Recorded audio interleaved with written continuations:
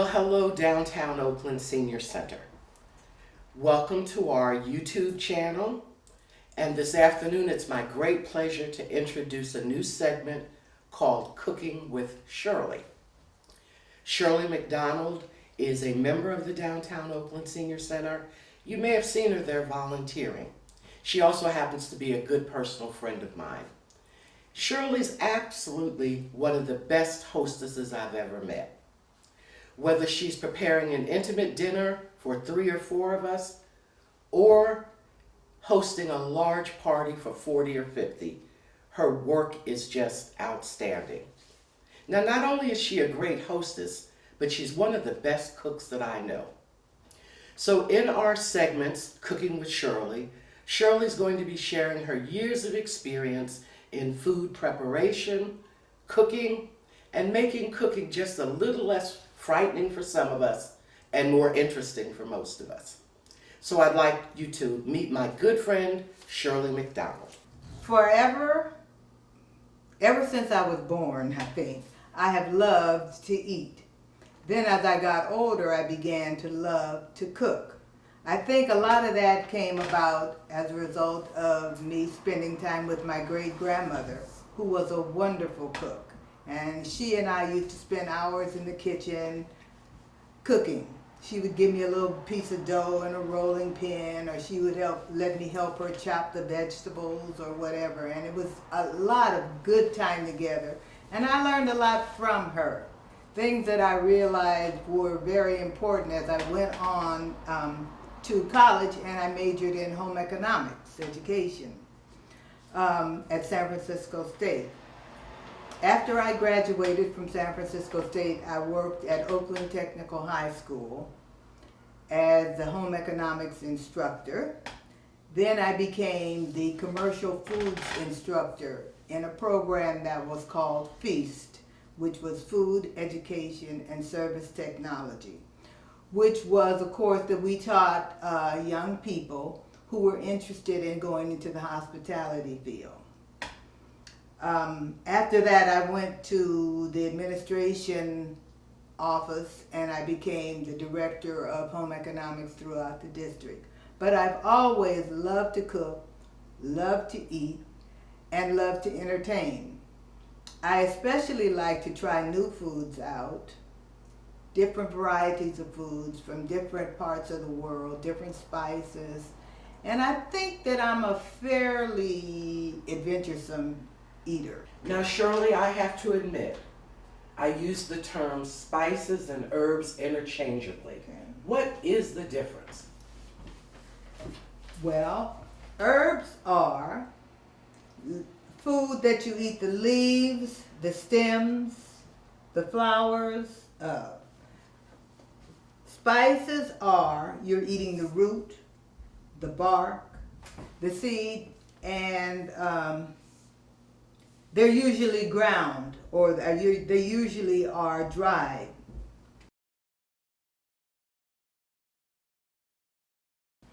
Salt precedes written history. No one knows when people first started using salt, but they used it mainly to preserve food. They salted their meat down really good, or their fish, depending on where they came from, because a lot of bacteria cannot survive in a salty environment. So they'd either rub the salt on or brine food in salt. And it was so important that a lot of trade routes were established depending upon where salt was available. And salt was as good as currency. As a matter of fact, the Roman soldiers were paid with salt. And that gave us our term salary for the money we earned. If a person was not working, they were not worth their salt. Somebody was the salt of the earth. So it meant that somebody was valuable. Salt was very, very valuable. You could not use without salt. As a matter of fact, almost every culture uses salt. The only culture that I found out that didn't use salt, and it surprised me, were the Eskimos. And that's because they get their salt through their diet. So, let me talk a little bit about salt. Regular table salt can be bought in about, I think it's about 17 ounces, the packages of salt. And it can be iodized or plain. I would suggest that you just buy plain salt. Iodized salt became popular because it's good to prevent goiter, and that's when people had a low iodine diet, which they no longer have. Kosher salt is salt that was developed for use in Jewish cooking, and it was used to draw the blood out of meat. It's very pure. Regular salt will have additives in it to keep it free flowing. And it's harvested from who knows where. Most of the table salt is harvested from salt mines, actually. Or some of it, which is sea salt, is from the evaporation of ocean water.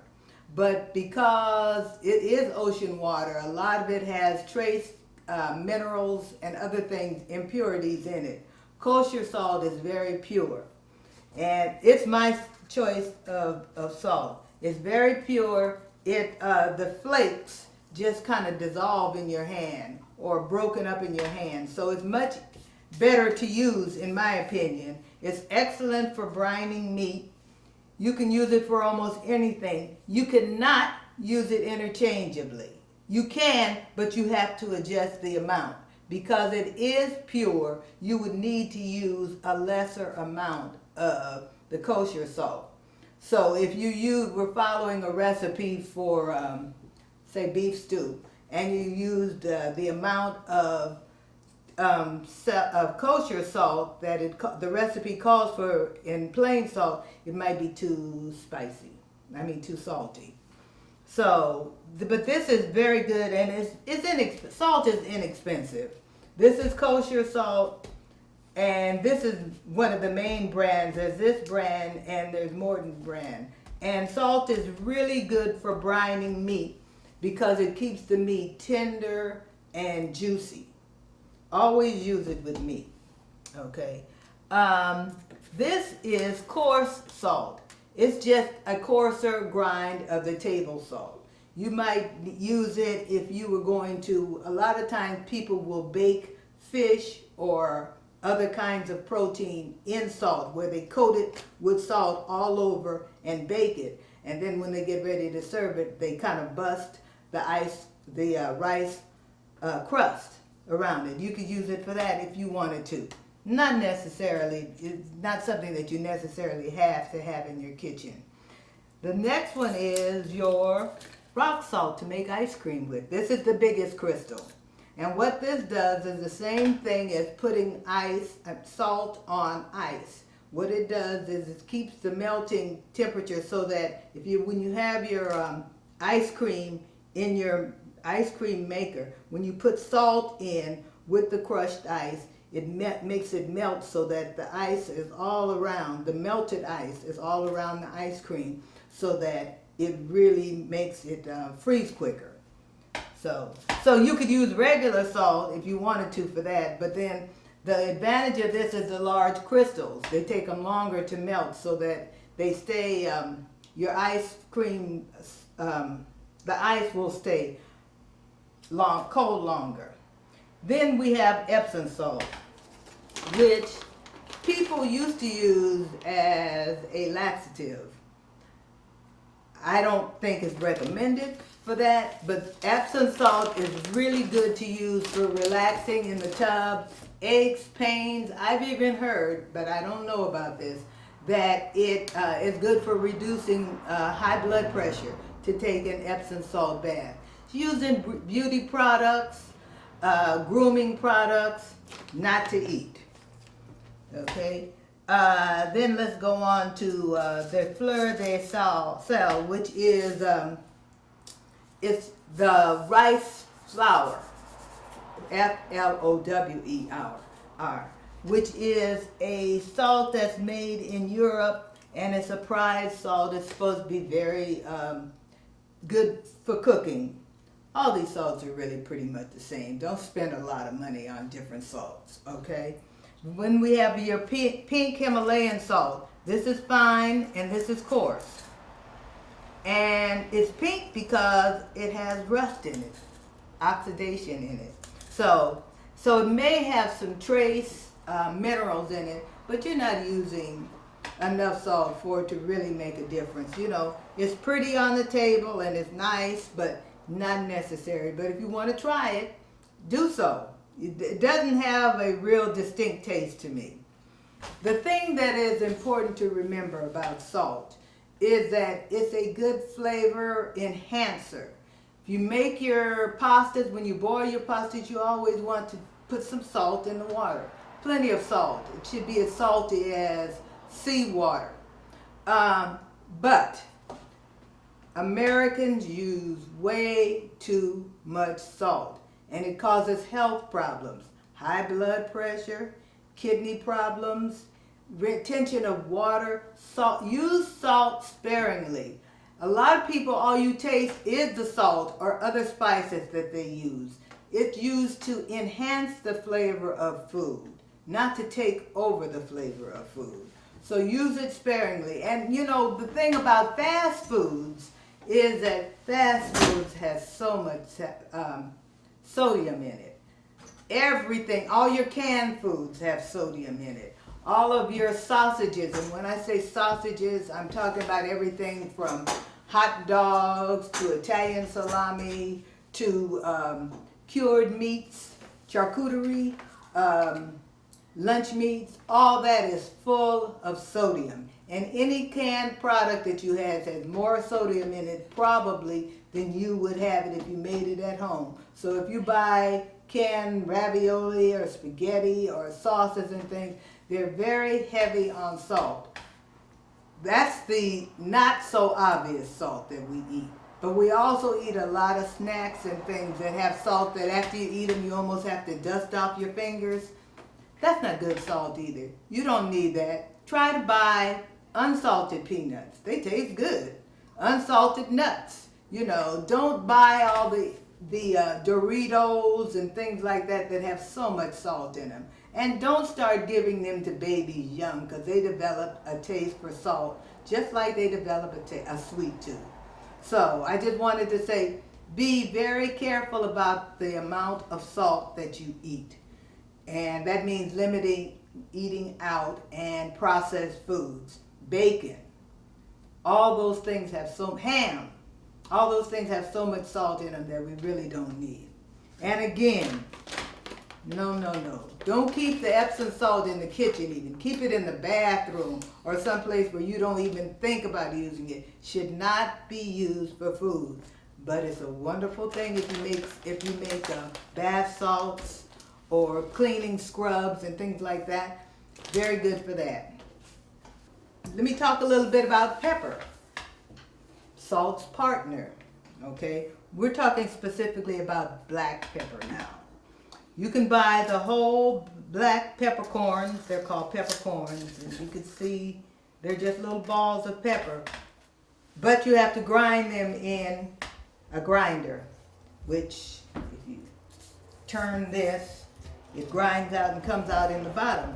Fresh ground pepper, this is another type of pepper grinder too. Fresh ground pepper is always better than store-bought ground pepper. But you know, if you're only gonna buy one pepper, you can buy regular ground pepper. It's not, it's not gonna make that much difference. Then you have your coarse black pepper, which you would use for a more rustic type of cooking, and maybe making stews or rubbing. What's really good about this is you can rub it on the outside of roast, and then it doesn't look muddy. It looks really nice and kind of pebbly, and when you bake it, and it's good to use. But if you're only going to buy one pepper, regular fine ground pepper, okay?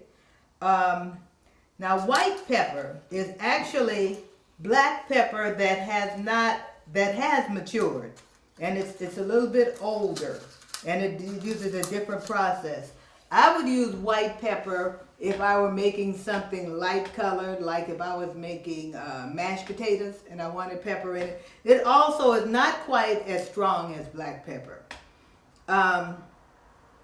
If I was making something white that I didn't want the black specks in, I would use white pepper. But you know, no difference. So this is your salt and pepper. And don't spend a lot of money on exotic salts and peppers because it's not going to make that much difference. Okay. All right, Shirley.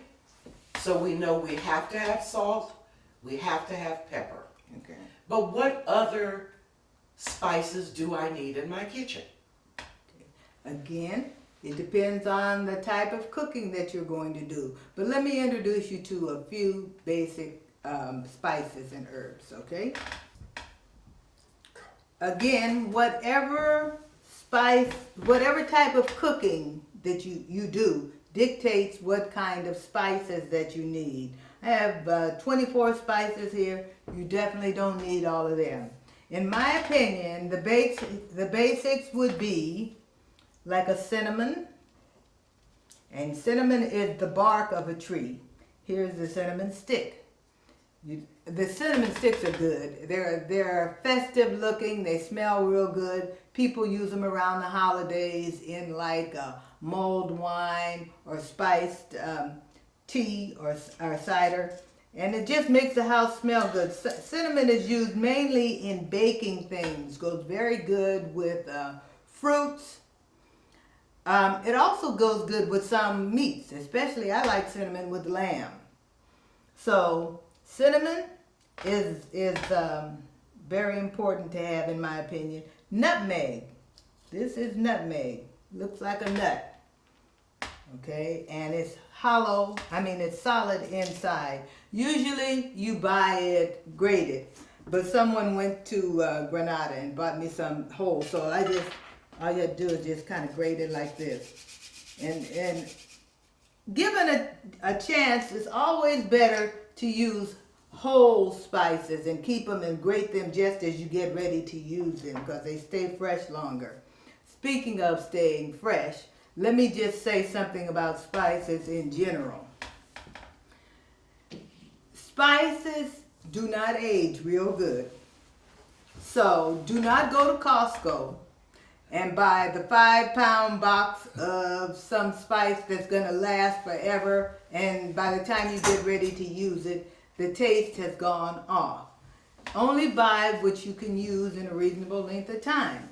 And that's why spice jars are so small. So I would suggest that Safeway and regular supermarkets are a nice place to buy spices. You don't have to go to a spice shop unless you are a real gourmet or just want to do it for the heck of it. But I would suggest that you just buy a small amount, and you can do that at a store like the Food Mill where you can buy in bulk, because the main price in a lot of spices is the packaging. So if you save your jars, wash them out, and refill them, you'll save a lot of money on spices. And in terms of storing spices, a lot of people store their spices right over the stove so that they can reach it real good easily, and while they're cooking, just add it. Worst place in the world to keep your spices. Because why? The heat. The heat goes up and it makes your spices, because these have oils in them. And what happens when oil gets heated? It turns rancid. So you don't want to keep your spices over your stove. As a matter of fact, you want to keep them away from heat as much as possible, and they last longer. You don't need to keep them in the refrigerator, but keep them away from heat. Now, let me talk about some other spices that we have here. Well, let me just go here and through the list, and then I'll tell you which ones are none are absolutely necessary, but which ones are nice to have around. Bay leaf. Laurel leaf is from a laurel tree. They're plentiful in the Bay Area. You go up to Sequoia Park or one of the parks up in the hills, and there are laurel trees all over the place. All you have to do is dry them out. They have been around a long time too. Used a lot in Mediterranean cooking. Laurel has been around a long time. That's why we call people that win the Nobel Prize laureate. Nobel laureate. Because in ancient Rome, it was a real, having laurel was supposed to be a real treat. It was supposed to be a Nobel Prize. And I mean a noble thing to have. And if you go to Europe even now, graduation time, you see a lot of the young students having laurel wreaths around their heads. They made it. That's what that means. Don't rest on your laurels. You've heard that term too, right? Mm-hmm. Laurel and bay leaf. And you don't have, if you have a friend that has a bay leaf or whatever, all you do is dry it out and it lasts forever. Used in, leave them whole because they don't ever get soft. So, if you bite into it, it's like biting into the hull of popcorn or something. Leave it whole, and it's used in Mediterranean cooking and soups and stews and things like that. Oregano. Oregano is another Mediterranean spice. You know that a lot of these spices come from the Mediterranean area because of the heat and because of the type of activity that people were doing. They were cooking foods for a long time, and they blended spices so that they really had a good key on what was good in spices. Oregano is used like in Italian cooking, in spaghetti sauces, pizza sauces, things like that. Always good to have on hand. Okay, we've talked about cinnamon. Sometimes you might want to put about a teaspoon of cinnamon with a cup of sugar and shake it up real good and put it in a jar so that you'll have cinnamon sugar that you could put on cinnamon toast or things like that. The cinnamon lasts forever too, and it smells so good. Okay, paprika. Paprika is one of the most mild, I think it is the most mild, dry red pepper that you can have, as opposed to its brother, cayenne. Cayenne is really hot. Make sure you, when you wash out those jars and reuse them, make sure you know what is what. I'll tell you a story about when I thought, when I was young. And when I say young, I mean I was probably in high school. And I was making veal paprika, a Hungarian recipe for my family. Well, we didn't quite have enough paprika, so I thought that I could substitute. Anyway, it did not turn out well. Cayenne is very hot. Paprika is a good one to have on hand too, because it's so useful. It's not very, very, very strong. People put it on potato salads, of course. They put it on boiled eggs. It's good to add if you're making a batter or a coating for fish and chicken. Adding paprika gives it that nice kind of reddish brown flavor, color, and it's really good for that. Paprika is a really good thing to have on hand. You can also buy, this is smoked paprika, which is, I think people are using more and more smoked paprika. But, you don't need that. I mean, it's a nice thing to have, but just stick with regular paprika. Sometimes old recipes will call for sweet paprika, and that's what that is, just regular paprika. Okay, we've talked about nutmeg. Nutmeg is a wonderful, again, a warm spice that's used a lot in baking. It's also used in savory foods, like a lot of time quiche and some potato recipes will have nutmeg in it, just enough to, and spinach recipes too, just enough to kick it up a notch. Okay, chili powder. Usually a blend of different types of chilies. Of course, as the name implies, you would use it for making chili. Used a lot in Mexican food. And they have a lot of different types of chili powder. They have ancho chili powder. There are chipotle chili powder, which has sort of a smoked taste to it. But regular chili powder, I think I would have that in my kitchen as well. But if you don't cook Mexican food, again, you don't need it. Okay. Rosemary. Another Italian herb, well, I shouldn't say Italian, I should say Mediterranean. Goes really good with chicken, and it grows wild in the Bay Area. Everybody has rosemary within a block of their house almost. But it's a really nice spice. Now, you know, the thing is, any of these spices can be used interchangeably. You're out of oregano, or you found a recipe with oregano, but you really like rosemary, go on and try it. It probably work.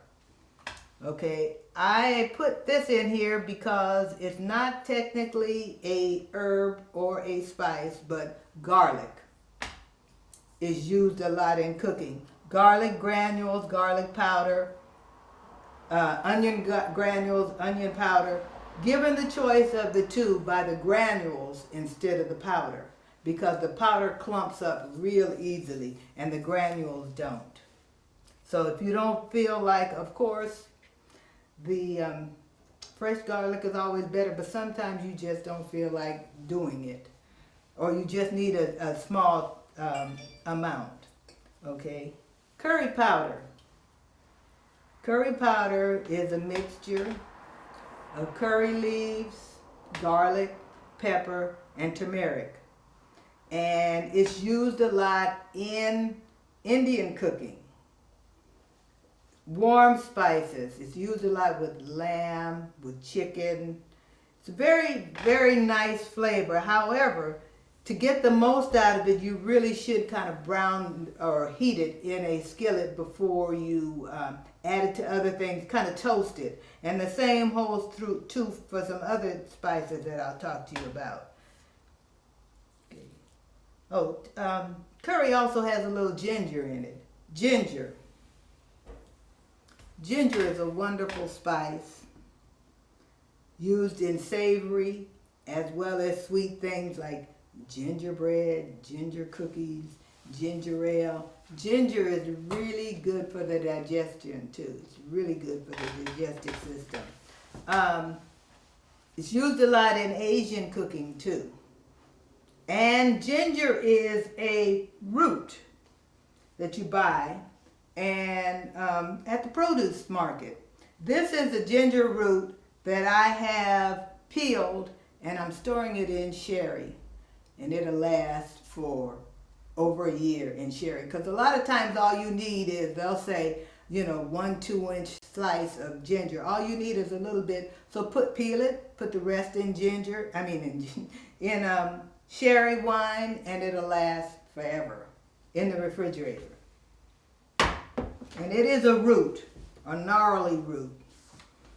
Okay, this is dry mustard. Mustard is a seed. And I think I have some mustard seeds here. Yeah, this is mustard seed. Remember people used to wear mustard seeds around their neck in little glass bottles. It's like if you have the faith of a mustard seed, because mustard seed is really small. And mustard is... it's good to use in stuffed eggs. It's good to use in salad dressings. Mustard is good. The yellow mustard that you buy in the store is this mustard with vinegar and some other spices in it, and it's kind of harsh. This is not that harsh necessarily. This would taste, if you add water to it, you'd get something very similar to the Chinese mustard that you get in restaurants. Okay, what is this? Cumin. This is another one of my favorites. Used a lot in Mexican food. If you're making chili, you need both cumin and chili powder. Cumin is also used a lot in Indian food. And this is the cumin seeds. Sometimes they call it cumino, but this is the cumin seeds.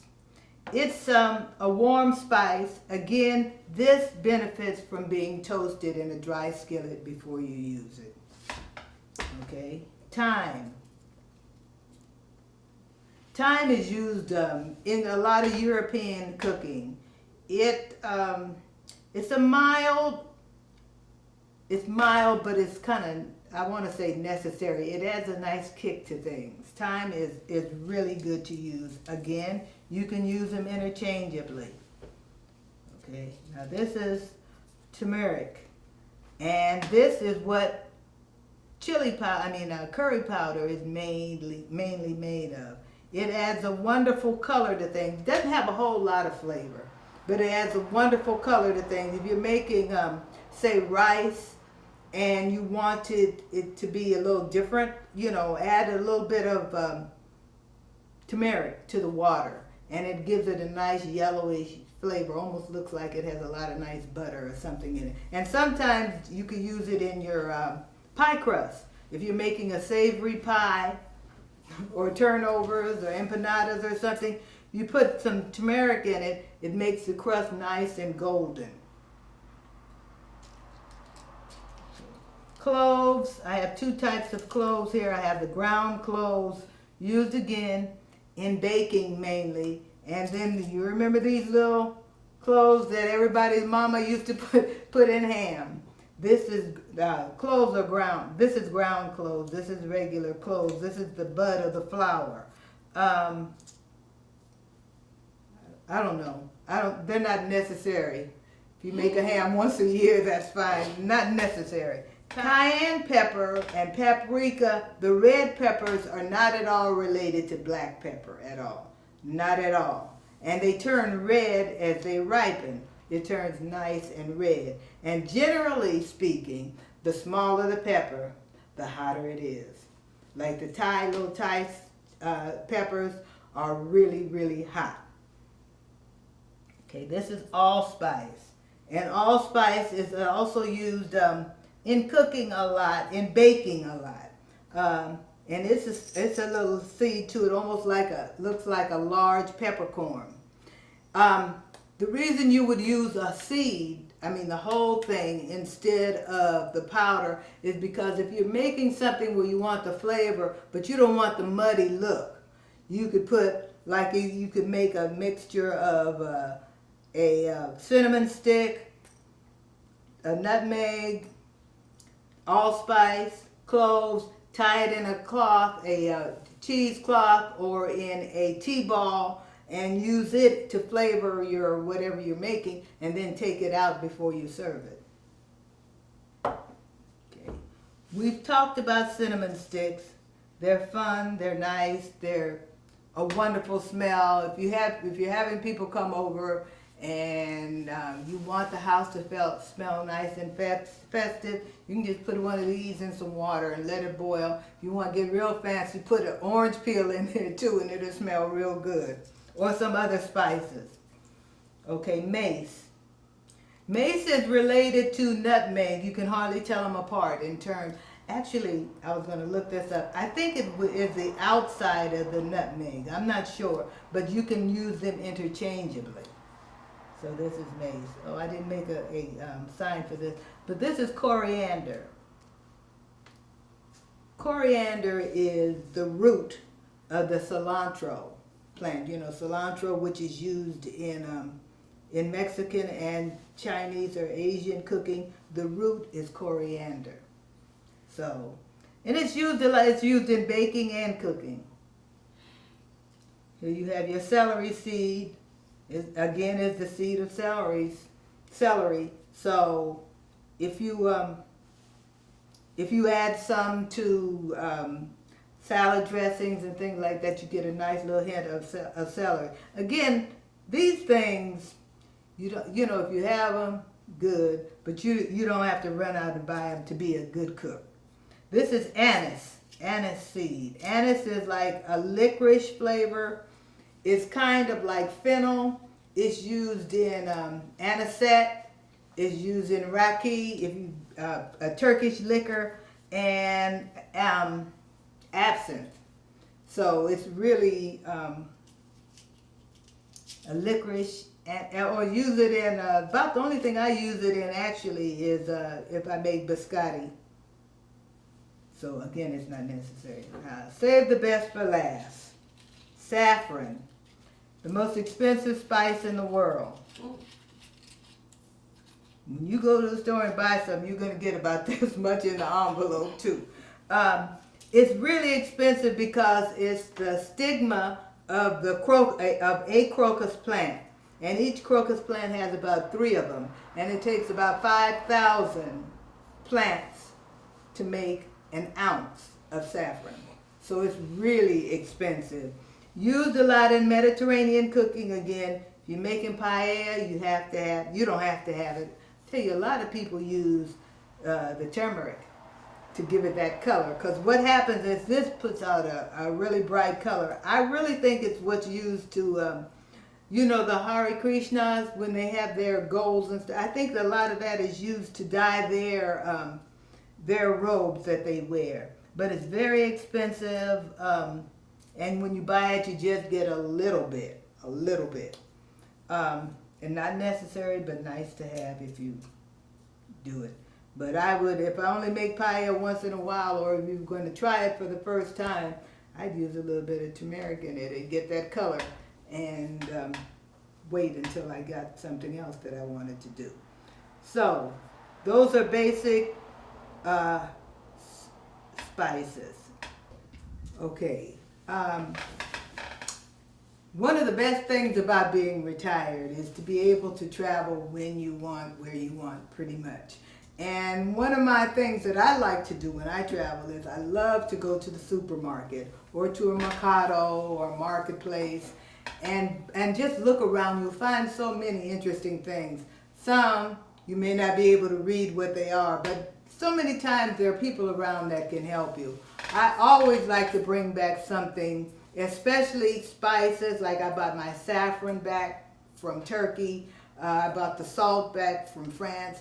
Whenever you travel, just go into a store and find something interesting to bring back, and it'll be in your kitchen a long time, and every time you use it, you'll be reminded of, oh, remember that store we went into and found this little treasure. But anyway, since we're not traveling now, you can also grow your spices. Now these came out of my yard, and you don't need a yard to grow them. You can grow most spices in a medium-sized pot. If I were only going to grow one spice, or one herb, it would be parsley. This is Italian parsley, not to be confused with the other parsley, the regular parsley that we see that with the real curly leaves.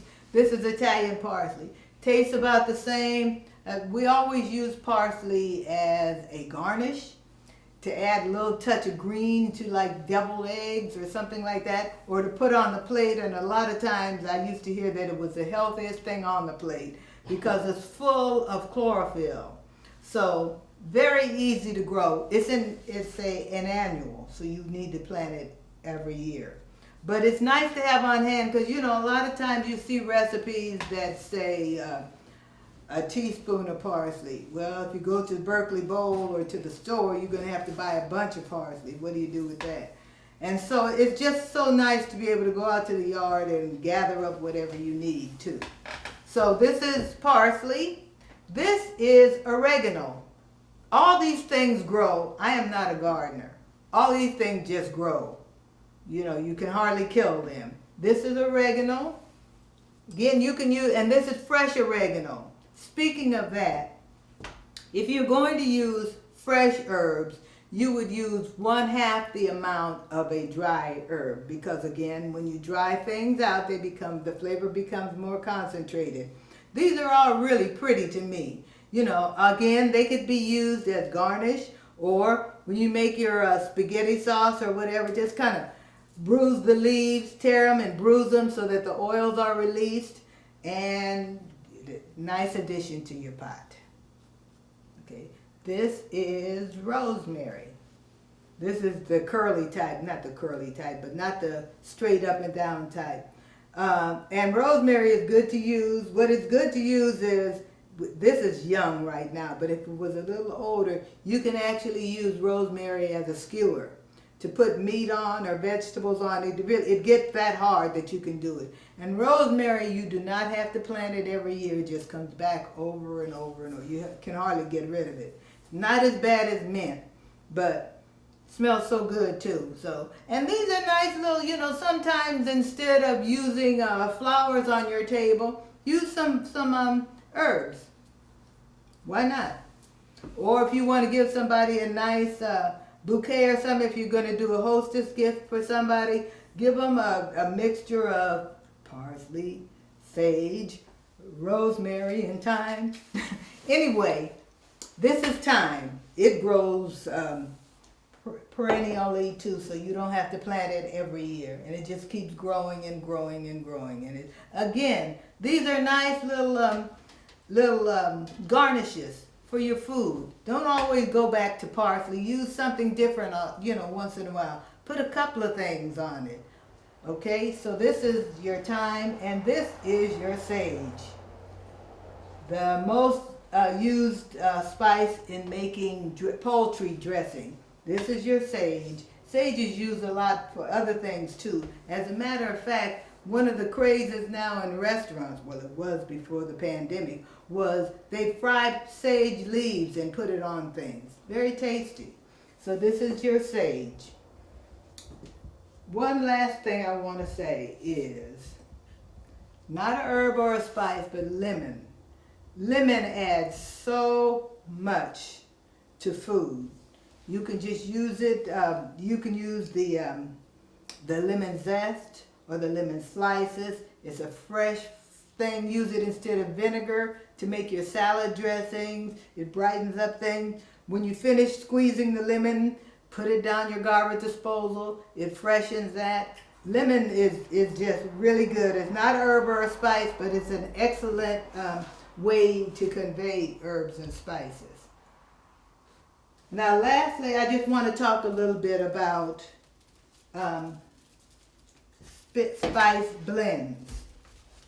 In addition to separate spices, there are a lot of spice blends on the market now too, and I know a lot of you are familiar with them, and they're just good to have around too. This is a Creole seasoning that has a lot of cayenne, onion, salt, black pepper, chili powder. Good to use if you're making Creole or Cajun food. And you can also use this for Creole or Cajun food. This is your Old Bay boil. And you use that when you're boiling crab or shrimp. Seafood, very good to use. Both of them are pretty similar. This has bay leaf in it, I think. This is mainly for boiling seafood. This is for any type of Creole food that you want to make. Etouffee or gumbo, or it adds a nice little taste to things, okay? Speaking of gumbo, you're all familiar with gumbo filet. You can't make gumbo without it. Don't even try it. And this is sassafras. That's what it is. Okay, this is Chinese allspice. And it's used for Chinese food, of course, and it has cinnamon, star anise, fennel. Fennel is very similar to anise, ginger, cloves, white pepper, and licorice root. And star anise is in the anise family, and it's shaped like stars. Licorice flavor. Again, this is one of those things that's good to put in during the winter, and you're cooking your making mulled wine and cider and hot apple stuff, and it's good to use in that. Nice flavor, very nice flavor. And this is a jerk seasoning. You can find seasoning for anything. So this supposedly has the ingredients in it for jerk. I don't think I've ever used it, so I can't guarantee you that. But they do have a lot of different types of jerk seasoning.